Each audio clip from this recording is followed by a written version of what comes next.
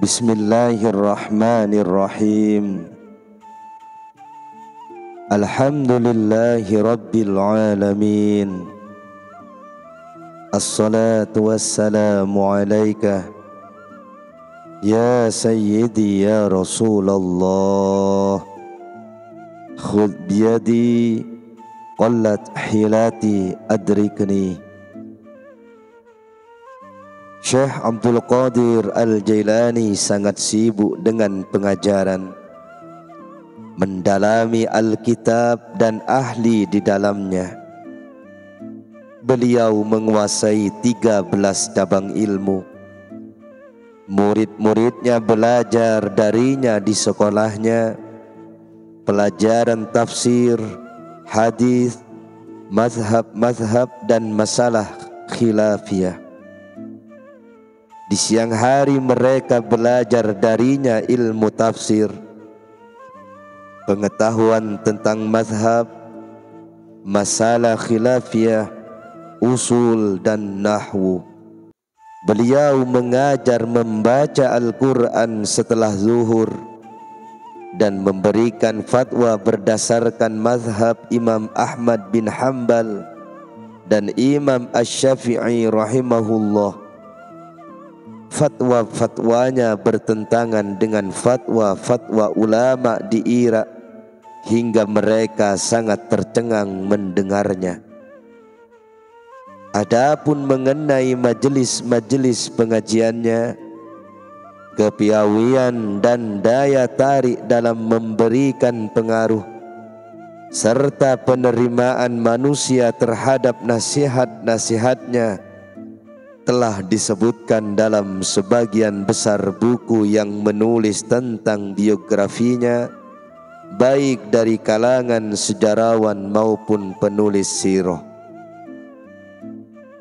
Mereka menyebutkan bahwa para raja, penguasa dan wazir menghadiri majelis pengajiannya. Begitu juga para ulama yang menghadiri majelis pengajiannya tidak terhitung jumlahnya. Dan pernah dihitung di sebagian majelisnya ada 400 ulama yang menghadirinya. Tampaklah bahwa yang menyebabkannya adalah seperti yang dijelaskan Syekh Abu Hasan An-Nadhwi dengan perkataannya, Syekh Abdul Qadir Al-Jailani adalah seorang yang berkepribadian bersih, bersemangat dan kuat pengaruhnya. Di samping itu, beliau adalah seorang yang zuhud, qanaah dan menahan syahwat. Orang yang beriman akan bertambah besar keimanannya, dan orang yang yakin akan bertambah kuat keyakinannya jika dia hadir di dalam majelisnya. Sedangkan orang yang ragu akan bertambah tenang dan mantap. Orang-orang yang jiwanya tidak tenang atau goncang, dan orang yang hatinya terluka atau hancur akan mendapatkan ketenangan, terhibur dan ringan. Orang yang senang mengumbar hawa nafsu akan menemukan hakikat dan pengetahuan. Orang yang belajar ilmu akan mendapatkan kedalaman dan kelembutan.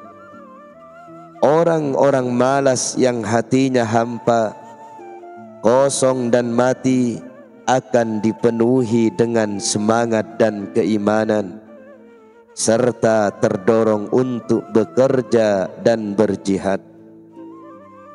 Sedangkan orang-orang yang senang mencari kesenangan dan mengumbar hawa nafsu syahwat, yang menyia-nyiakan kehidupan, yang terjerumus ke dalam kemaksiatan dan perbuatan haram, akan mendapatkan kesadaran, penyesalan, taubat dan kembali. Pokoknya Setiap orang yang menghadiri majelisnya akan mendapatkan keinginan, obat, makanan, dan penawar bagi dirinya masing-masing. Syekh Abdul Qadir Al-Jailani berdiri seperti menara keimanan dan keilmuan tinggi di lautan kegelapan dan kebodohan, yang mana orang-orang yang tenggelam memanggil-manggilnya dan orang-orang yang tersesat meminta petunjuk kepadanya. Beliau telah menggantikan para nabi dalam mengajak manusia kepada Allah Subhanahu wa ta'ala dan menyeru mereka menuju kampung damai, serta mengeluarkan mereka dari kegelapan menuju cahaya. Dengan demikian, Syekh Abdul Qadir Al-Jailani menyeru semua unsur masyarakat.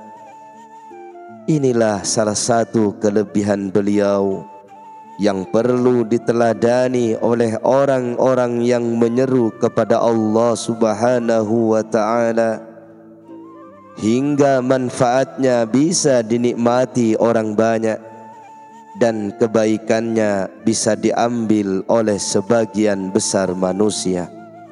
Walau demikian, kesibukan Syekh Abdul Qadir Al-Jailani dalam ilmu, nasihat dan pengajaran, semua itu tidak menghalanginya untuk menulis dan mengarang buku.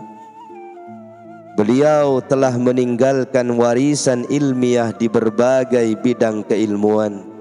Mungkin kita dapat membagi karya-karyanya menjadi dua bagian. Pertama, buku-buku yang ditulisnya sendiri, seperti buku yang ditulis untuk memenuhi permintaan murid-murid dan sahabat-sahabatnya. Beberapa sahabat saya meminta kepada saya menulis surat untuk menulis buku ini karena prasangka baiknya dalam kebenaran. Allah Maha Penjaga perkataan dan perbuatan, mengetahui apa yang ada di dalam dhamir dan niat.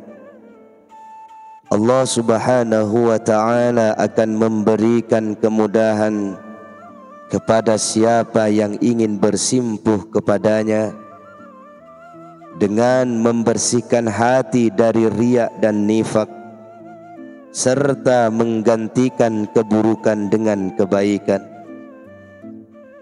Sesungguhnya Dia Maha mengampuni dosa dan kesalahan, Maha menerima taubat dari hamba-hambanya.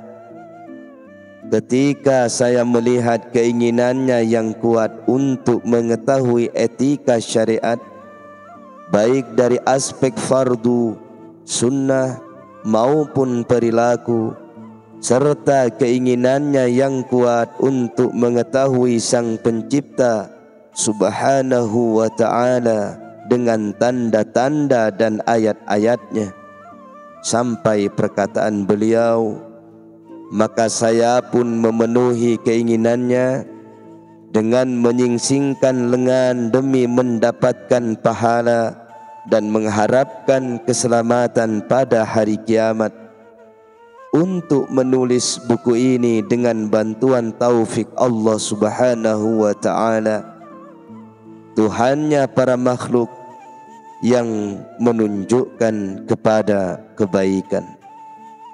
Kedua, beliau tidak menulisnya sendiri, tetapi ditulis oleh sebagian murid-muridnya dengan mengumpulkan dan mengurutkan dari perkataan-perkataannya, riwayat-riwayatnya dan nasihat-nasihatnya. Walaupun bagian ini juga dinisbatkan kepadanya oleh sebagian sejarawan dan penulis, namun kami akan membicarakan tiap-tiap bagian secara tersendiri, insyaallah.